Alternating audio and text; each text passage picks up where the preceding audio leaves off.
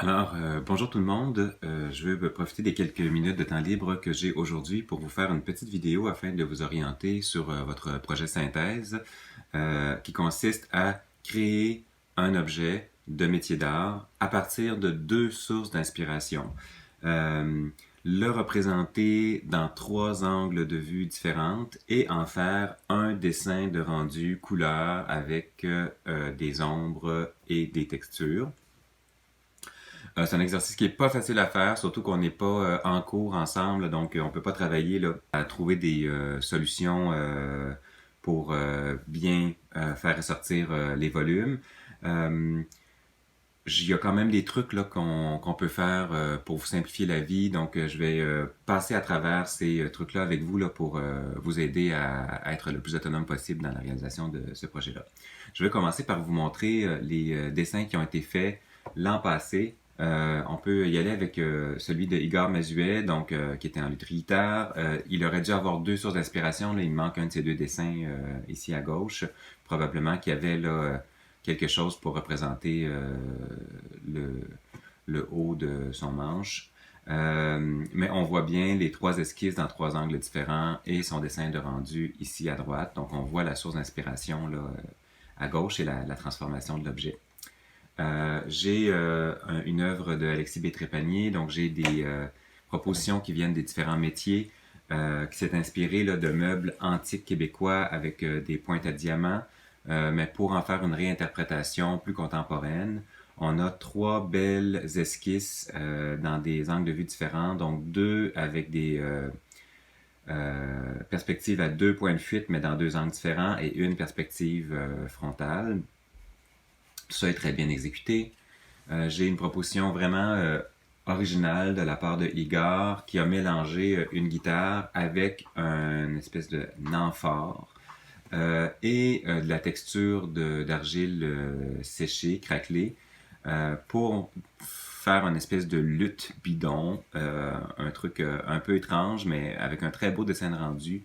Ce qui est frappant vraiment, là, c'est la qualité de ces boîtes capables avec cet objet-là. Donc, on a un dessin plus technique. D'ailleurs, je vous suggère vraiment de commencer par faire des vues de face et des vues de côté de l'objet que vous allez représenter. Là, ça peut être vos deux premières esquisses, une vue de face et une vue de côté, et essayer de faire une vue en perspective pour la troisième esquisse. Ça m'apparaît être un bon objectif. Là, les deux premières nous permettant de mieux comprendre la forme, puis la troisième, d'essayer de l'exprimer en profondeur. En tout cas, le rendu est très très beau. Et là, c'est marqué Étienne Boisclair ici, et j'ai Igor Flavien, Nicolas Mazuet, donc on va considérer que c'est vraiment Étienne Boisclair, parce que j'ai une erreur dans mon PowerPoint. Christian Darda, il n'était pas céramiste, mais il a fait une poterie en s'inspirant de différentes photos. Hein, je pense qu'il est allé chercher des textures sur celle-ci, il s'est inspiré de la forme de celle-ci, peut-être les couleurs de cette photo-là. Il m'a fait trois dessins dans trois différents angles et un dessin de rendu qui n'avait pas eu le temps de terminer, mais qui était quand même suffisamment avancé pour que je puisse juger de son travail. J'ai un fauteuil avec Hector, donc probablement en ébénisterie. On voit ses sources d'inspiration. On a ces trois dessins, ces trois esquisses préparatoires et son dessin de rendu. C'est super. Vous pouvez également avoir une approche qui est un peu plus fantaisiste. Donc, j'en ai quelques-uns, là, comme Léi qui m'a fait un violon sirop d'érable. Donc, qui est vraiment aller prendre deux objets qui étaient très très loin l'un de l'autre pour les rassembler dans son image finale. D'ailleurs, hein, bon, bien que Léi, regardez ses dessins en perspective, là, il était très bon, là, il était très autonome pour faire ça. C'est quelqu'un qui comprenait vraiment bien la perspective. Pour son dessin de rendu final, il a représenté le violon à peu près dans le même angle que celui de sa photo de référence. Euh, et donc, vous pourriez faire ça si vraiment ça vous embête de faire des boîtes capables puis de dessiner en perspective, puis je le comprends. Mais allez vous choisir une photo d'un objet en perspective, redessiner cet objet-là et appliquer des transformations sur cet objet-là pour vous l'approprier, pour changer des aspects. Mais vous ne serez pas obligé de tout recommencer là, la mécanique de l'angle de vue avec les boîtes capables et les points de fuite. Donc, c'est une façon de travailler. On peut travailler de cette façon-là pour ce dernier projet. Donc, ça pourrait être une vue de face, une vue de côté. Allez vous chercher une image de l'objet proche de celui que vous voulez représenter, faire un dessin d'observation de cette image-là et, à partir du dessin d'observation, transformer un petit peu l'objet pour vous l'approprier. C'est un peu ce qu'a fait Tom Jacquem d'ailleurs. Donc, encore une fois, une approche fantaisiste. Il a pris un violon pour en faire une espèce de bouclier pour un soldat, on va dire spartiate.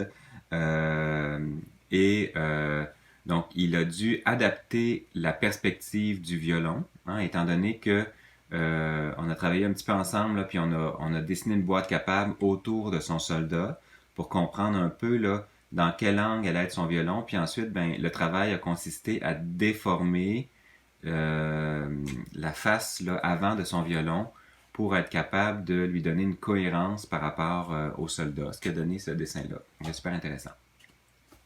Pascal Laliberté a fait un bracelet donc inspiré de végétaux. Il y a eu un beau travail là, pour le représenter dans différents angles. C'est pas facile, hein, c'est floral, c'est tout organique. Donc, c'est dur un petit peu de bouger ça. C'est plus difficile qu'un meuble, disons, qui fait la forme de la boîte capable. Mais regardez, il y a quand même un beau travail ici là, pour aller comme entourer la surface de l'anneau là, pour comprendre bien comment les volumes s'expriment en 3D. C'est joli. Puis on a un beau dessin là, de rendu à droite. Luce, c'était une technicienne incroyable. D'ailleurs, en dessin comme en musique, c'est une chanteuse professionnelle.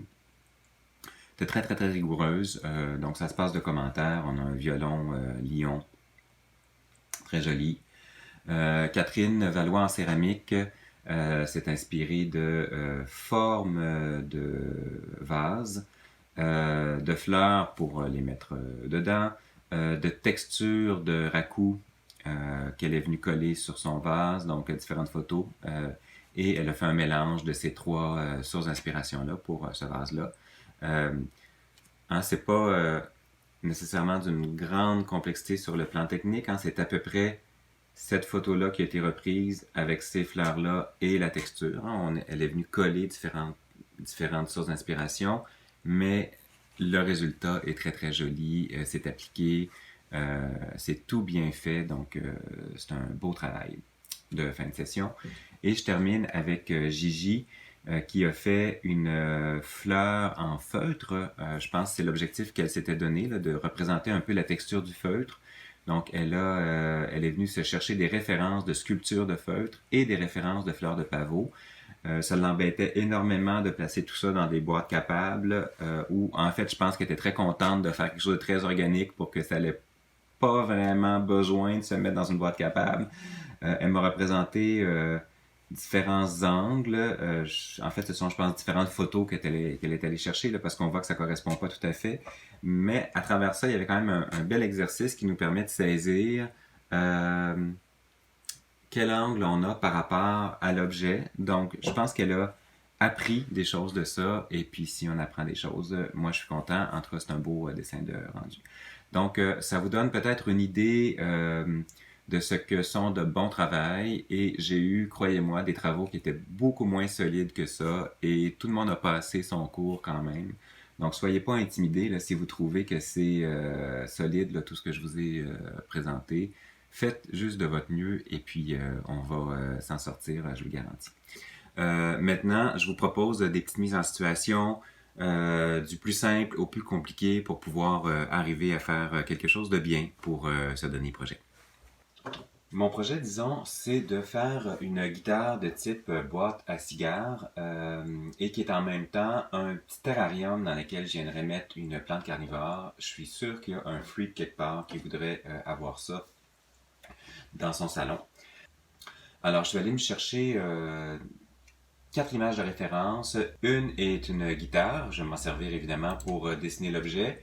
Et puis, j'ai 2 images de terrarium là, qui me donnent une idée de c'est quoi les reflets dans le verre, puis qu'est-ce que ça donne, là, les petites plantes à l'intérieur. J'ai une image d'une plante carnivore, c'est celle-là que je veux mettre en valeur. Donc, je vais essayer de faire une composition avec tout ça.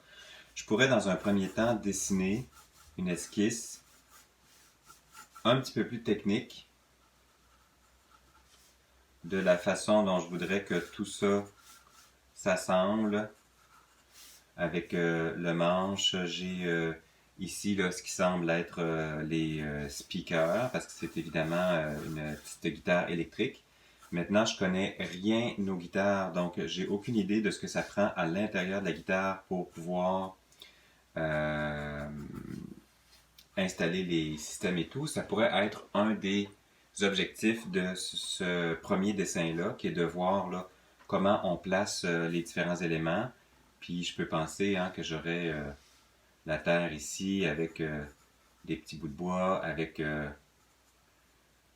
une plante carnivore. Mettons, je vais la faire un peu grosse, parce que je sais pas, il y en a sûrement des grosses. Des plantes carnivores dans la vie.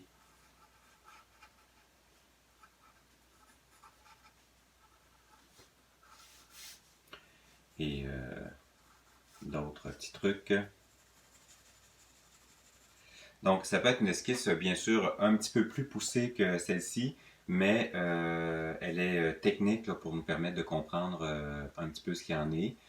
On pourrait en représenter une deuxième, qui est une vue de côté, pour voir quelle épaisseur ça aurait, cette histoire-là. Donc, on a ce que je comprends ici, là, qui doit être à côté, sur le bord. Hein, je vais évidemment tenter de respecter ici mes échelles. Donc, qui est une pièce de bois là, qui vient recevoir les cornes qui, elles, sont maintenues un petit peu en surplomb là, par rapport au terrarium. Et je pourrais avoir la terre ici et en même temps ma fameuse plante carnivore, comme ça ici, avec ses feuilles. Donc, qui me permettent de comprendre un petit peu mieux ce que ça aurait l'air sur le plan de la profondeur. Donc, une, deux esquisses. Ah, on pourrait y mettre un petit peu plus de soin, là, mais je veux évidemment donner juste une méthode de travail. Je vais conserver ça ici, je vais y revenir tout à l'heure. Et une troisième esquisse qui, si les notions de perspective sont vraiment lointaines et compliquées pour vous, on peut un peu les laisser de côté et tenter tout simplement de faire un bon dessin d'observation. Donc en ce moment, je regarde l'image que j'ai devant moi, celle que j'ai prise sur Internet. Ah, c'est fou comme j'ai des erreurs de proportion. Donc je corrige ça, je me rends compte que mon manche était beaucoup trop court par rapport à mon dessin. Ça ici, si je prends une prise de mesure, je me rends compte que mes rapports largeur-hauteur sont à peu près les mêmes. Donc il faut que je vienne, quand même pas, il faut que je vienne réduire la longueur de ça ici. Il faut que j'augmente de beaucoup la longueur de mon manche. Donc ce qu'on fait dans ce temps-là, c'est qu'on passe nos lignes en foncé. On met une autre feuille. Donc je devrais écouter mes propres vidéos que je fais pour comment esquisser, avoir des bonnes méthodes de travail. Je suis allé dans les détails vraiment trop vite alors que je ne m'étais pas préoccupé d'avoir des proportions qui sont adéquates. Honte à moi. Alors, bon, ça serait bien pas pire. J'ai évidemment une boîte capable qui se dessine, mais hein, j'ai pas fait de point de fuite de ligne directrice. J'ai juste fait un dessin d'observation de la photo que j'ai devant les yeux.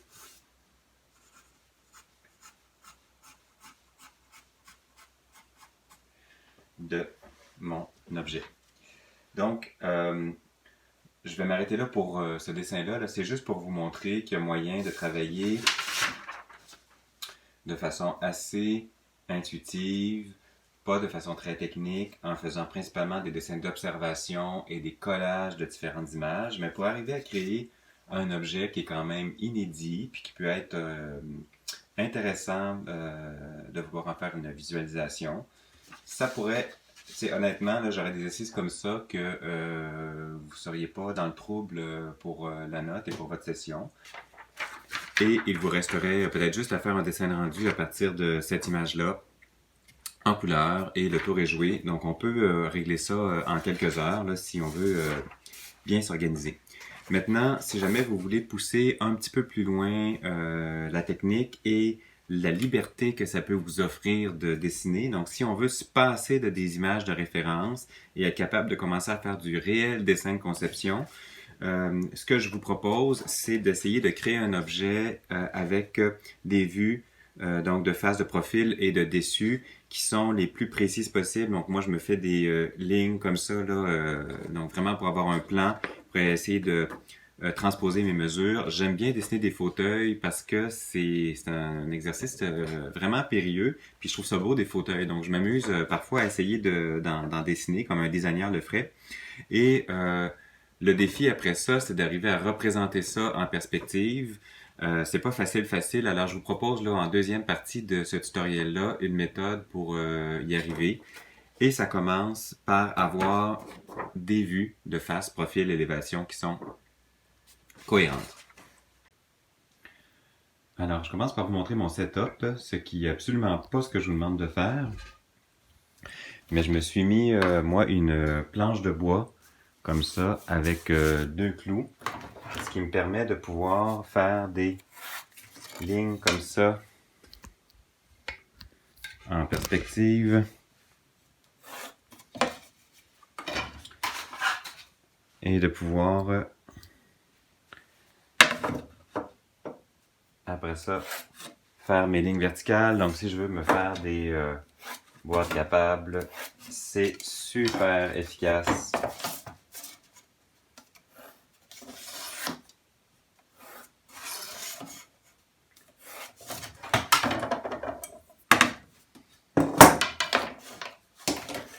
Donc pour certains, je vous rappelle des cauchemars en ce moment, j'en suis sûr. Et voilà, je me suis fait une belle boîte capable en quelques secondes. Donc, si vous découvrez une passion pour la perspective, vous pourrez vous faire un petit setup comme ça. On y prend presque du plaisir une fois qu'on est bien installé. Alors, je débute mon projet. Premièrement, ce que je constate, c'est que si je regarde le format de mes différentes faces, j'ai ici presque un carré qui délimite la vue de côté. C'est celle-là qui va me permettre de mieux délimiter mon objet. Donc, c'est vraiment sur celle-ci que je vais me baser pour débuter mon dessin. J'ai ici un rectangle qui est un petit peu plus haut que large pour la vue de face et évidemment la même chose pour la vue de dessus.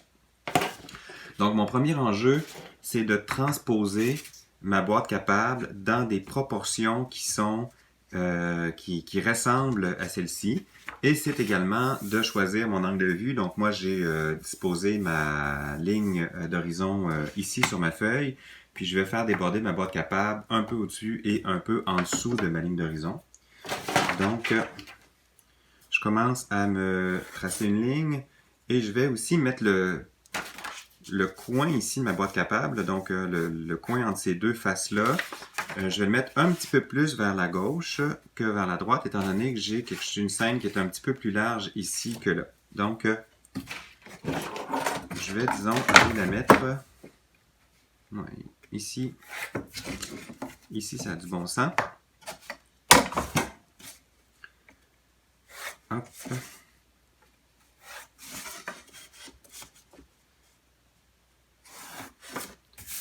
Donc, dans une perspective à deux points de fit, on commence toujours par une ligne verticale et on relie là, nos autres lignes vers nos points de fuite.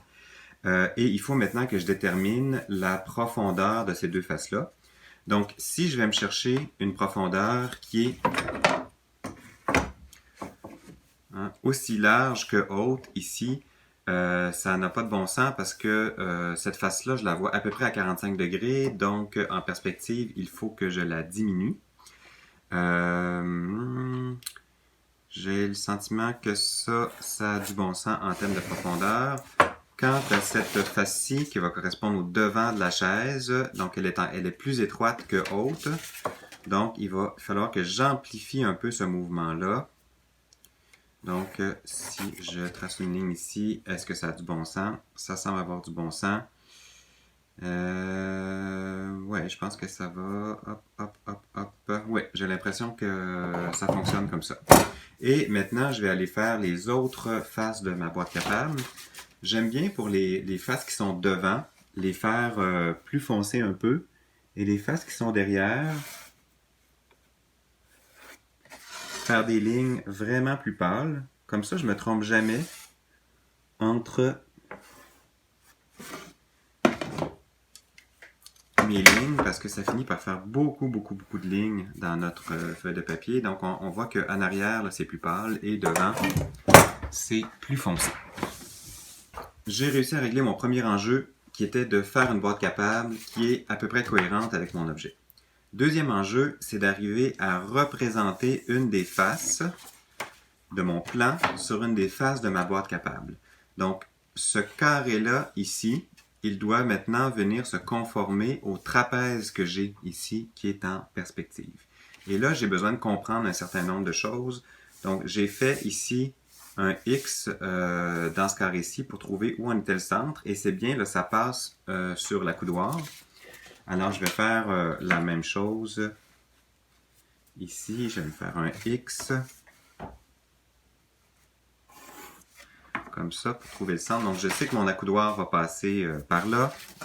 Tiens, je vais me faire une ligne de centre. Là et là. Qu'est-ce que je remarque d'autre? Si je divise ça et ça en deux quarts, ça passe là par le siège. Donc, c'est pas mal. Si je divise ça ici, grosso modo à la moitié, je vais à l'œil. Je vais voir que le siège passe par ici. Ici, j'ai une des pattes là, qui va venir dans le coin là. Une autre patte qui va être en avant par rapport au coin. Donc, je regarde un petit peu mes distances et je transpose ça de façon un petit peu intuitive. Et maintenant, je commence à être capable de mettre ce dessin-là là-dessus en allant, par exemple, joindre ces lignes-là. Ça ici, ça passe par le centre, mais ça monte un peu. Hein? Ça ici, c'est pas à l'horizontale. Donc, par rapport à la ligne horizontale, qui est celle-ci, je dois la faire lever un petit peu.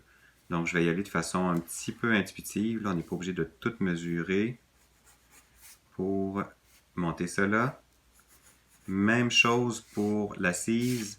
Donc, l'assise est à peu près parallèle aux accoudoirs. Elle monte un peu par rapport à l'horizontale. Donc, je vais faire ça. Je vais la faire monter un peu par rapport à cette ligne-ci, qui, elle, est ma ligne horizontale. C'est un peu contre-intuitif, mais c'est le même. Et ça ici, pour le moment, hein, je vais aller faire juste aller à peu près reproduire là, le dessin que j'ai ici. Comme ça ici. Et ça s'en va comme ça. Et je vais avoir mon coussin là, qui va être situé à peu près comme ça ici. Donc, je ne sais pas si vous vous représentez, mais j'ai à peu près... Ici, ça va monter plus par en avant.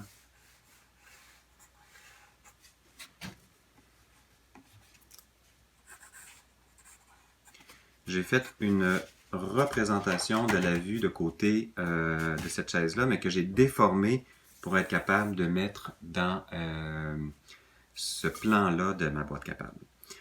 Évidemment, tout ça ici, c'est pas une surface plane droite. Hein. Ce qu'on regarde ici, c'est qu'on a des courbes qui vont vers l'intérieur. Donc ça ici va tout falloir venir modifier ça.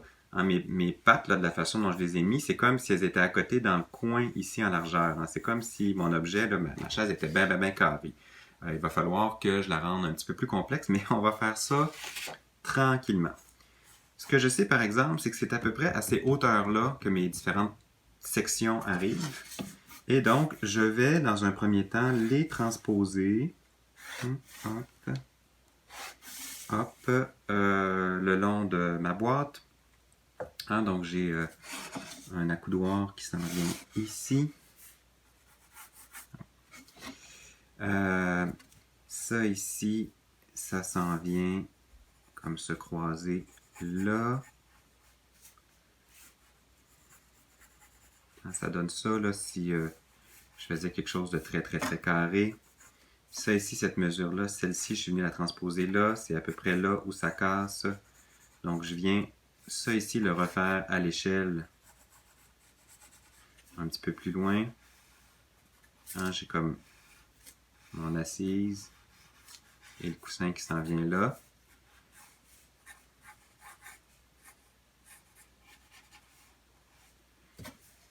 Et ça ici, ben, ça s'en va vers mon point de fuite.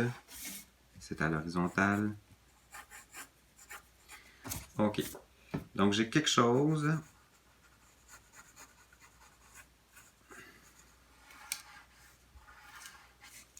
qui commence à ressembler à ma chaise. Mais j'ai pas encore sculpté ici ces côtés-là pour que ça ressemble à la vue de face et de dessus. Mais ma vue de côté est pas pire adéquate. Et là, maintenant, ce que je vais faire, c'est que je vais venir rapetisser le positionnement de la structure de la chaise. Je vais également venir sculpter ça ici pour avoir ces angles-là. Donc, je vais tranquillement passer d'une chaise qui est carrée à quelque chose qui est un peu plus complexe. Je vais aller dessiner cette patte-là dans le coin aussi. Donc, je pars de mon point de fuite. Je pars de là. Je m'en vais jusqu'à la jonction de la fin de ma boîte capable. Et je vais avoir une patte là, qui arrive ici. Elle est cachée par le reste. Là. Donc, ça s'en va plutôt comme ça. Mais elle va être là par la suite. Donc, ce que je vois, c'est que ces pattes-là ici, elles sont... Ici, ça s'en va vers l'intérieur. Donc, je vais ici les amener un peu vers l'intérieur de part et d'autre. Et je vais venir les reproduire. Ici, un peu à l'intérieur. Ça va partir comme ça. Ça va partir comme ça. Donc, ça ici et ça, je reproduis ça plus serré. L'un contre l'autre.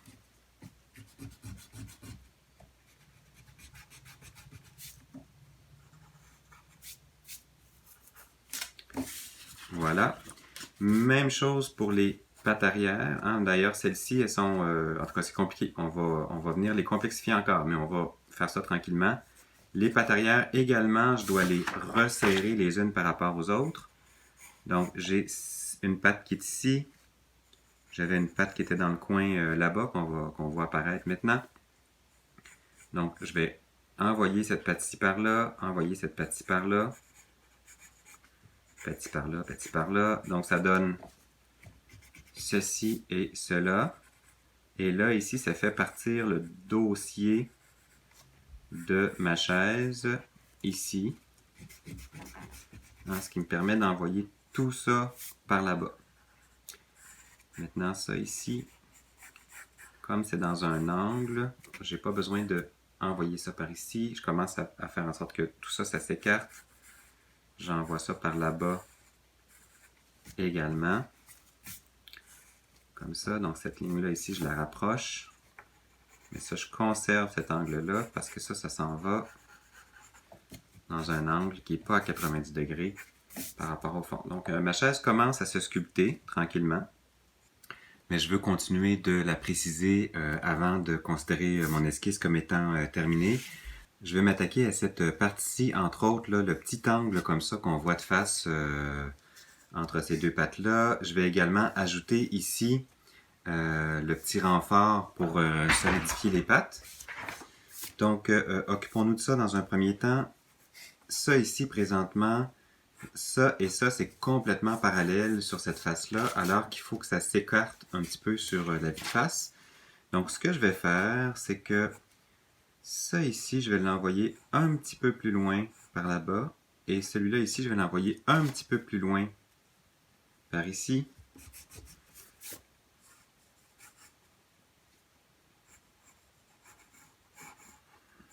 Comme ça. Et comme ça. Donc j'ai envoyé celui-là par là. Celui-ci par là.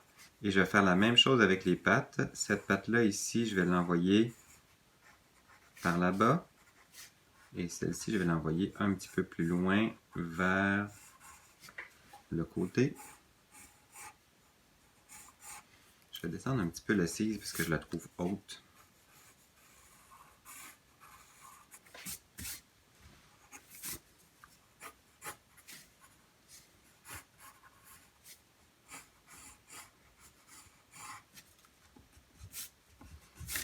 Donc, hein, on voit que ça ici, ça commence à former un trapèze dans ce sens-là.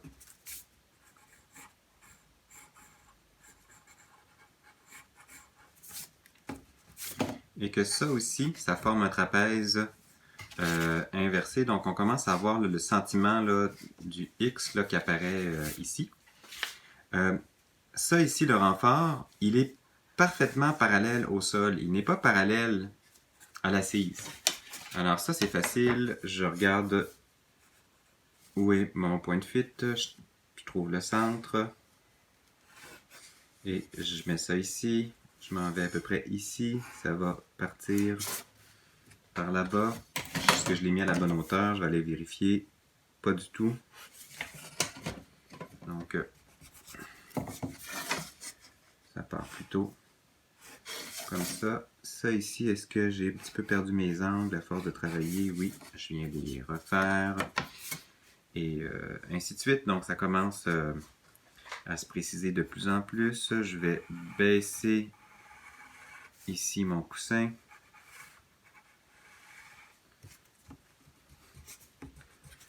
Qui, pour faire un fauteuil contemporain, doit être un petit peu moins large que ça. Ça ici, je vais descendre ça pour que ça aille se joindre plus bas. Pour que ça se conforme plus à l'idée que j'avais en tête.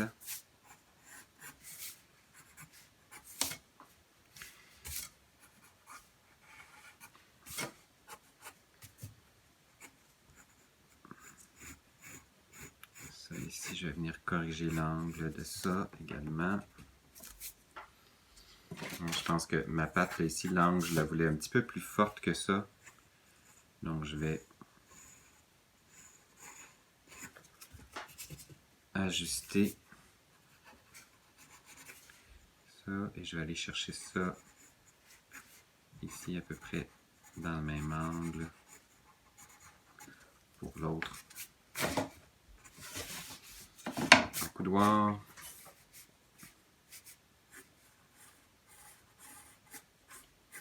Donc là, je suis en train de préciser de façon un petit peu libre, mais je suis la logique de ce que j'ai installé depuis tout à l'heure. Et ça, cet accoudoir-là, il va être un petit peu plus mince parce qu'il est un petit peu plus loin. Mais il est comme caché par celui-ci. L'angle fait en sorte que les deux sont cachés l'un dans l'autre. C'est pas mal. Ensuite, je vais regarder mes coussins. Donc j'ai ici un coussin qui est dans le fond. Je vais faire un X. Je vais trouver le centre. Je vais venir faire la texture que je voulais y faire. Donc j'ai ici deux lignes. J'avais comme des triangles que je voulais faire. Voilà.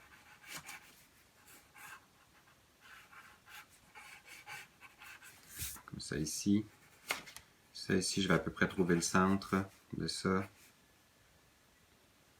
Aller reproduire la texture sur mon coussin.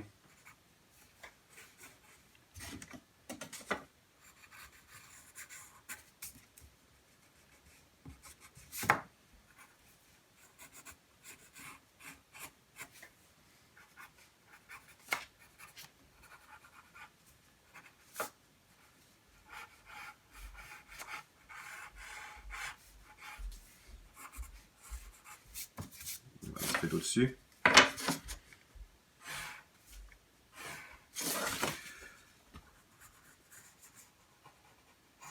Ça, je vais venir donner un petit peu d'épaisseur. Mon côté, hein, je peux considérer que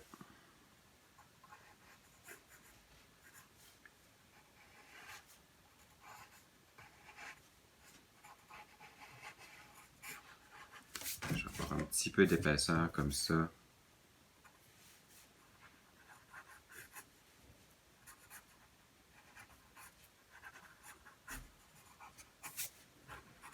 Ici, il y a mon coussin.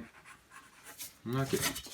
Et bien, je commence à être satisfait de mon sketch. C'est un gros barbeau, cela dit. Hein, j'ai pas fait attention à la propreté de mon travail. Et dans ce temps-là, ben, on repasse comme ça en foncé sur nos lignes. Et comme dernière étape de mon esquisse, pour avoir une esquisse propre, je vais venir installer une feuille par-dessus ça et refaire mon dessin, mais de manière plus propre. Tiens, pour être bien sûr de ne pas bouger.